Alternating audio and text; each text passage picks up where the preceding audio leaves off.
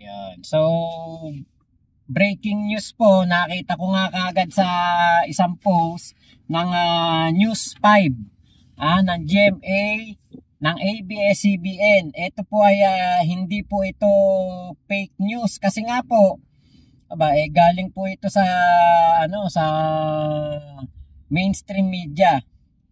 At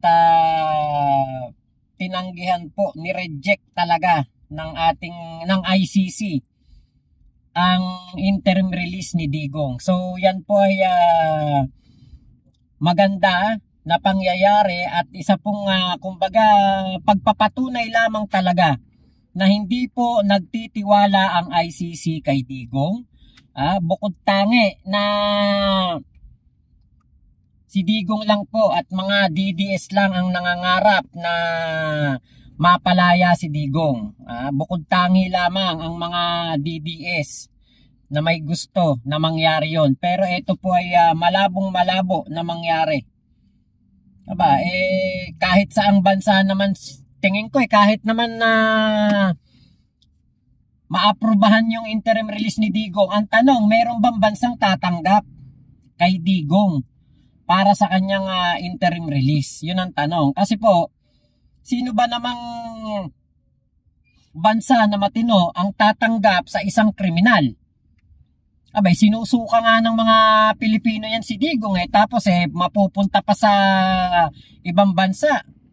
Diba? Kaya po tingin ko malabong-malabo po na etong si Digong talaga'y makalaya pa. At yung kanyang pag-request ng interim release ay isang senyales na talagang si Digong po delikado pa rin talaga. Kaya po na-reject. Delikadong delikado. Okay, ito naman yung sa ABS-CBN. In response to the claim that the former president will not continue to commit crimes if released, the prosecution noted that Duterte previously said that he planned to run for mayor in Davao City in 2025 and pledged to double the EJK the moment I return. Naku, yung pala nagpasama. Bunganga kasi ng bunganga si Digong. Yun ang nagpasama. Yun ang nagpasama. Yung pagsasalita niya na siya po ay kakandidatong mayor at gagawin pa rin niya ulit yun. Actually, tinanong nga doon tinanong yan sa Quadcom, tinanong din yan sa Senate. Ang sabi ni Digong, gagawin pa rin niya. Gagawin pa rin niya yung tukhang, gagawin pa rin niya yung EJK kung kinakailangan. Yan. Di ba? Nga. Ayun na. Okay, nasan ba yung Ayan for the above reasons, the prosecution respectfully requests that the chamber reject the defense request for the interim release of Mr. Duterte. Iyak ang mga DDS niyan. Diba? Iyak na naman sila.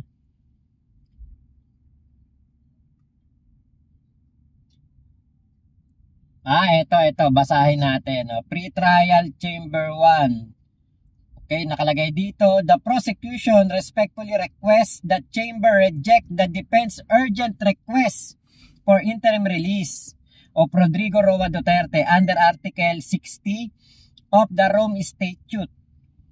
The continued detention of Mr. Duterte remains necessary because the constituent conditions set out by Article 58 1A and 58 1B are met. The prosecution therefore strongly oppose Mr. Duterte's interim release to confidentiality. This response is classified as confidential ex parte pursuant to regulation bis end of the regulations as it contains sensitive information which could impact the security of prosecution witness and their family members, as well as ongoing investigations. It also refers to filing with the same classification. Ayan. Paano ba yan? Mga DDS, wala na talagang pag-asa na makita nyo yung anito ninyo. Hindi nyo na talaga makikita si Digong at malabo nyo na talagang makakadaupang palad. Puwera na lang kung kayo'y kamag-anak. Kung kamag-anak kayo ni Digong,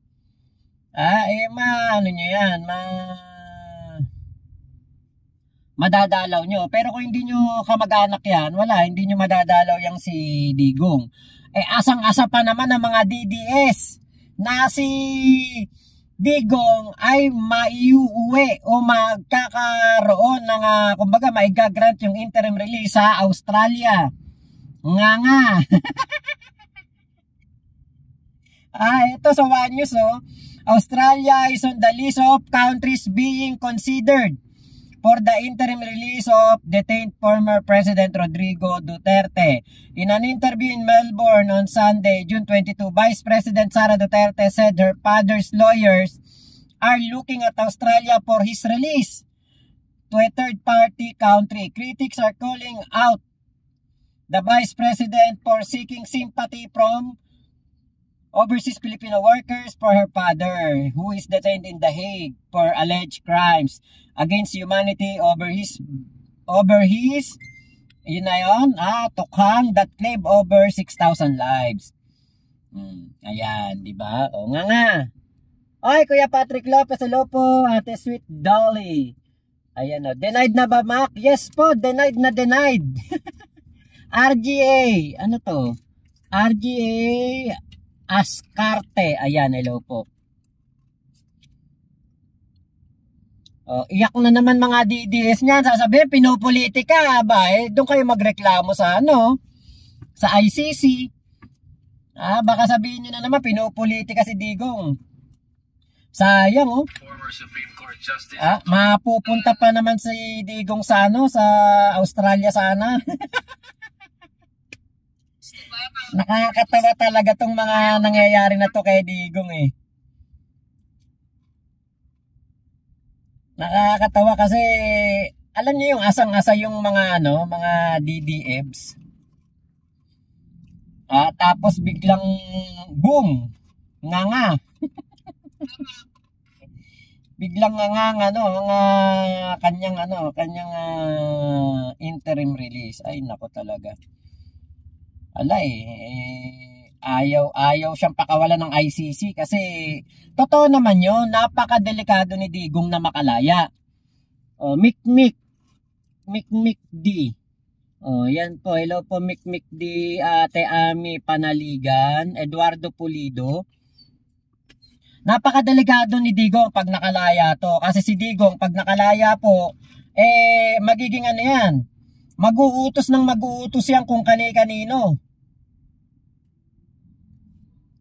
Na para gumurgur, maghigante sa mga kalaban niya, delikado.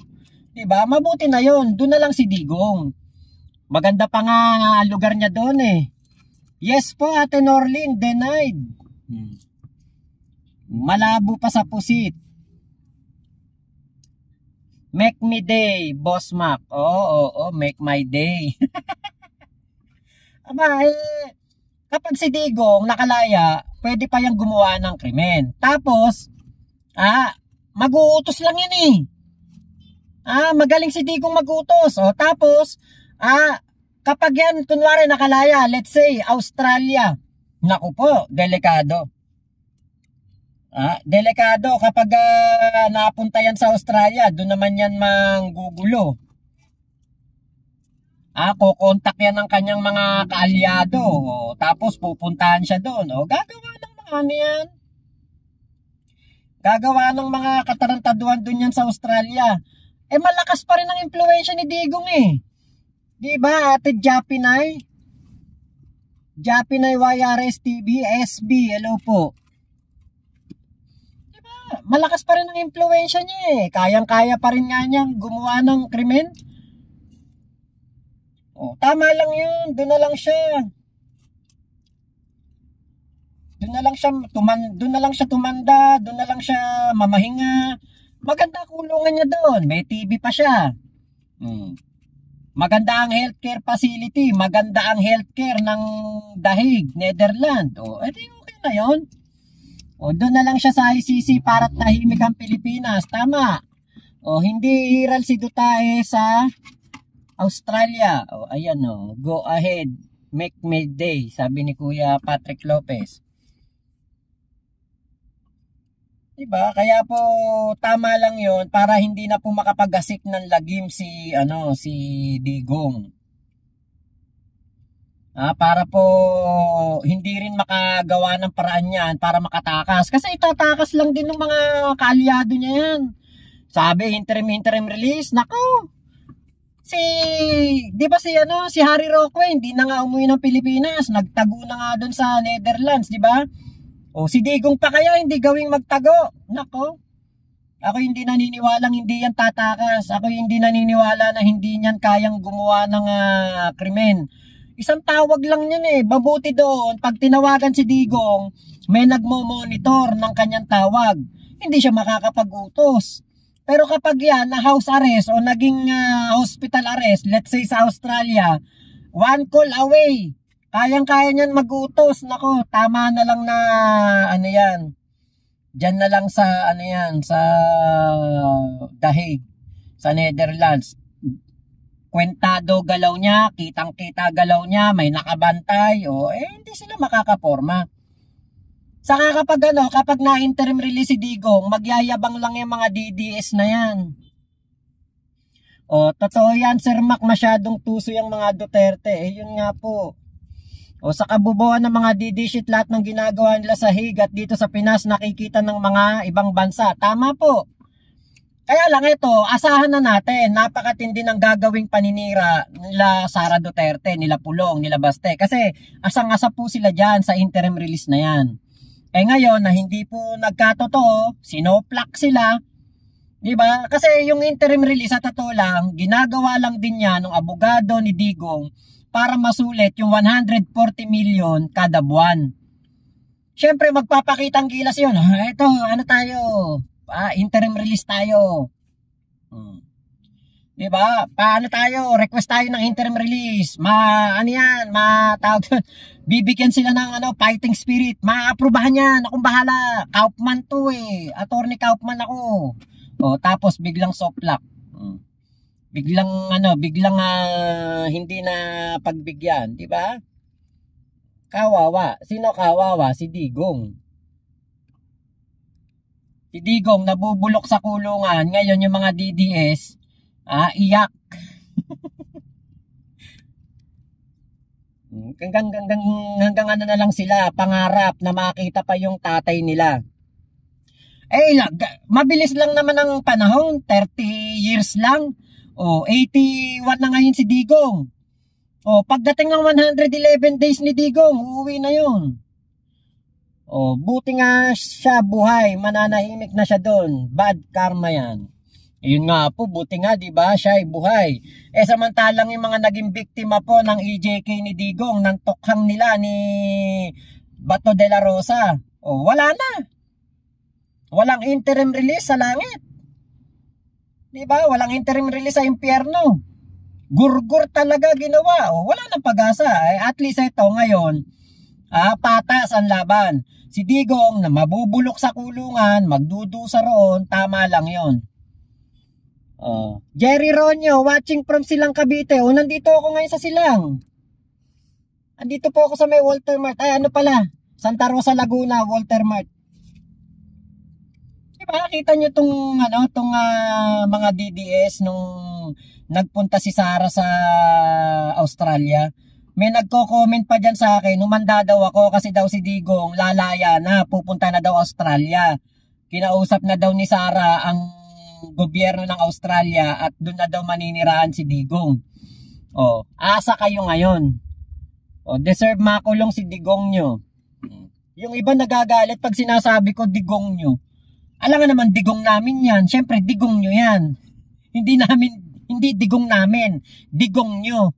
Kala kasi nila tinatawag na demonyo si Digong pag sinasabi digong nyo. Digong nyo lang yan. Hindi namin digong. Tama lang yun. Digong ninyo. O digong nyo. Ayan. So, yan po ako po yan lang naman ang aking gustong ibalita sa inyo ngayon, i-share sa inyo na si Digong po ay nga sa interim release. So, ayos yun. Para wala nang mga paasa-paasa sa mga DDS, lalo nagmumukhang tanga yung mga DDS Tama, pinapasa ng mga DD sheets. Ate Maria Pepalisok, shoutout po. Salamat, Mick My Day. Ayan pa-like naman po ng ating video bago po kayo magsialis, bago po kayo lumipat sa ating mga tropa pips na vlogger. Salamat po ingat po kayo, mama chup chup, love you, God bless us all Pilipinas, God first. Salamat po. Thank you Ate Sweet Dolly, salamat po. So sana po ma-share nyo din itong ating video para maikalat po ninyo ang magandang balita na si Digong po, dun na talaga mabubulok sa ICC. Bye-bye po. Salamat. Thank you. Babush. Ingat po kayo. Salamat po. Ay, shoutout sa ating mga tropa pips dyan Ingat po kayo dyan lahat. Mga manonood po nitong video ko na to at mga mag-share. Salamat. Sa mga magla-like. Salamat po. Bye-bye.